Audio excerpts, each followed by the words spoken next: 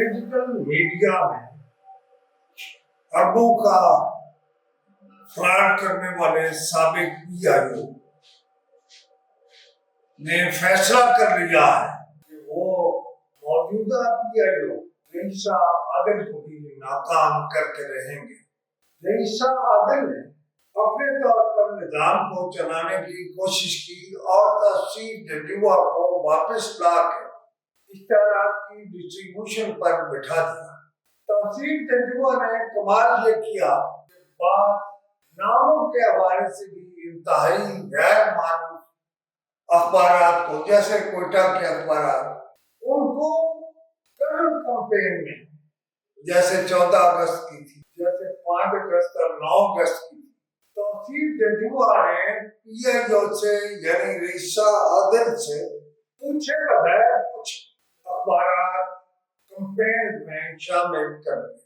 मेरी इतराज ये है कि रईसा आदिल को जब मालूम हुआ ये तो मैं नाम की पीआईओ हूँ, काम तो तहसील जजुआ कर रहे हैं और साबिक पीआईओ के कहने पर जो हो रहा है अभी हो रहा है, और मतलब घर बैठे माल कमा रहे हैं और नमक हलाली कर रहे हैं। एक बंदे को अगर ये रईसा आदिल ने फैसला किया है कि उसको लाया जाए, लेकिन ये सब उसे नाकाम करेंगे। वो जो वफादार था, सबसे मस्कीन आदमी, सबसे मस्कीन वफादार, उसकी हिम्मत से पूरी नहीं हो रही। कहता था मैं रेडी लगाऊंगा, कितने लगाओगे? कौन सी रेडी? तुमने माल इतना बना लिया कि तुम्हारी कई नस्लों को काफी है। मसलन मेरे अखबार कोर्ट के हुक्म पर खुले हैं। रईसा आदिल मुझे बताएं कि क्यों नहीं दे रही इख्तियार, और ये जो दे रही हैं वो 2%, 3%, और वो भी ब्लैक एंड व्हाइट।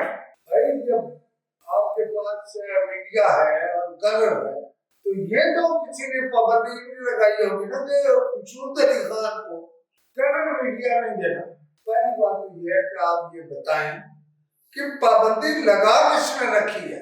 आप में जान नहीं है, नौकरियां वो दे,